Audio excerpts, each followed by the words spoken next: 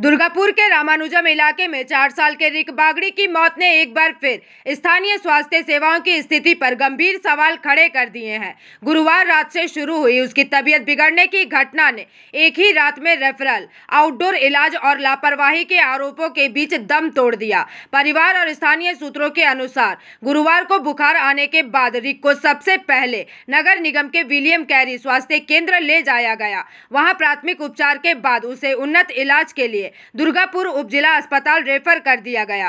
परिजनों का आरोप है कि अस्पताल पहुंचने के बावजूद बच्चे को भर्ती नहीं किया गया, बल्कि आउटडोर विभाग में कुछ दवाएं देकर घर भेज दिया गया। मिली जानकारी के अनुसार शुक्रवार सुबह रिक के पेट में दर्द शुरू हुआ। उसे दोबारा उपजिला अस्पताल ले जाया जा रहा था, लेकिन रास्ते में ही उसकी मौत हो गई। घटना के बाद परिवार और स्थानीय लोगों ने शव के साथ अस्पताल के सामने विरोध प्रदर्शन किया। रिक के पिता लक्ष्मण बागड़ी ने अस्पताल पर लापरवाही का आरोप लगाते हुए अपनी बातें रखी, लेकिन अस्पताल सूत्रों का कहना है कि भर्ती से जुड़े दस्तावेजों में कुछ गड़बड़ी थी, जिससे प्रक्रिया में समय लगा। वहीं अस्पताल के हड्डी रोग विशेषज्ञ डॉक्टर कृष्णेंदु राय ने भी इस मामले में अपनी बातों को रखा। बता दें कि इस घटना पर राजनीति भी गर्मा गई है। भाजपा ने आरोप लगाया कि सरकारी स्वास्थ्य ढांचे की कमी से लगातार जाने जा रही है, जबकि तृणमूल ने जवाब दिया कि विस्तृत जांच कराई जाएगी और गड़बड़ी साबित होने पर आवश्यक कार्यवाही भी होगी। জন্ডিস ছিল, শরীর খারাপ ছিল, এখানে এসেছিল নিয়ে সকালবেলা। কোথায় নিয়ে এসেছিল? বিধাননগর নিয়ে এসেছিল। হ্যাঁ, কালকে। হ্যাঁ, ডিএমসি তরফ থেকে এখানে পাঠিয়েছিল এমার্জেন্সিতে দেখাতে। এখানে দেখে নিয়ে এসেছিল, ডাক্তাররা জানি না কি বলেছে, লিখে দিয়েছে ডক্টর ওষুধ। বাড়ি কোথায়? বাড়ি স্যার 1326 রামানুজম। আচ্ছা, ডাক্তার ওষুধ লিখে দিচ্ছে, ওষুধ খাইছে। খাওয়ানোর পর রাতের থেকে খাওয়া দাবার খেয়েছে। খাওয়ার পর পেটে ব্যথা উঠেছে, মাকে বলেছে মা পেটে ব্যথা দিচ্ছে। রাস্তাতে আনতে আনতে এখানে শেষ হয়ে গেছে। কত বছর বয়স? 3.5 বছর হবে। কালকে হাসপাতালে ভর্তি নিলে এই ঘটনা? হ্যাঁ, কালকে যদি ভর্তি নিয়ে নিত, কালকে যদি ভর্তি নিয়ে সেলাইন যদি চাপাতো, তাহলে ছেলেটার কিছু হতো না। আশা করি বলছি যে তোমার ছেলের কিছু হয় নাই, তোমরা চলে যাও। আমরা ওষুধ লিখে দিচ্ছি, ওই ওষুধ নিয়ে আমরা তাও যেতে খুশি নয়। আমরা বলেছি যে আমাদের ছেলের গা হাত পা পুরো ঠান্ডা আছে, আপনারা ভর্তি করুন, কিন্তু ওরা ভর্তি লাইনে আমাদেরকে বাধ্য হয়ে ঘর চলে যেতে হয়েছে। কালকে রাতে? কালকে দুপুরে নিয়ে তারপরে নিয়ে যাওয়ার পর ছেলেকে আমি ভোরবেলার পর থেকে ছেলে বলছে পেটে ব্যথা করছে বাবা, আমি আর থাকতে পারছি না বাবা, আমার খুব পেটে ব্যথা করছে বাবা, আমি মনে করে মরে যাবো।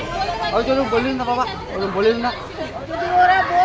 ছেলেকে আনতে আনতে আমার ছেলে রাস্তাতে এমন হয়ে গেল, মারা গেল। হ্যাঁ, কি মনে হয় চিকিৎসায় গাফিলতি? আমার তো মনে হচ্ছে এরা যদি ভর্তি নিত তো আমার ছেলে মরতো না। বয়স কত? বয়স 3 বছর 11 মাস। দুর্গাপুর মহকুমা হাসপাতাল ভর্তি নেয়নি, কি বল? দেখুন, প্রতিটি মৃত্যু দুঃখজনক। আজকে 15ই আগস্টের দিন যে শিশুটি মারা গেছে, সে যেভাবেই মারা যান, চিকিৎসার অভাবেই হোক আর নিজস্ব অন্য কোনো কারণে, আমরা তার জন্য গভীর দুঃখ প্রকাশ করছি। প্রথমেই তার পরিবারের প্রতি সমবেদনা জানাচ্ছি। মৃত্যু মানে খারাপ জিনিস। এবারে কী জন্যে হয়েছে না হয়েছে, ওরা গেছিল, আমি যা শুনেছি তাতে চিকিৎসা দিয়েছে, উইলিয়াম ক্যারিতেও দিয়েছে এবং আমাদের এসডি হসপিটালেও দেওয়া হয়েছে। আর আমার ডিপার্টমেন্টের পেশেন্টও না, মানে আমি তো অর্থোপেডিক্স ডিপার্টমেন্ট। কি বললো এসে আপনাকে? আমাকে এসে এনারা বলছেন যে আমরা ভর্তি করতে এনেছিলাম, এখান থেকে ভর্তি করেনি নাকি।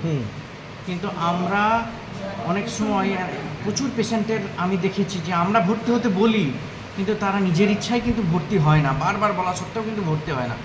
যখন বিপদ ঘটে যায় তখন তো কিছু করার থাকে না। আপনি কি মারা গেছে? দুঃখজনক, আমাদের ক্ষেত্রেও দুঃখজনক।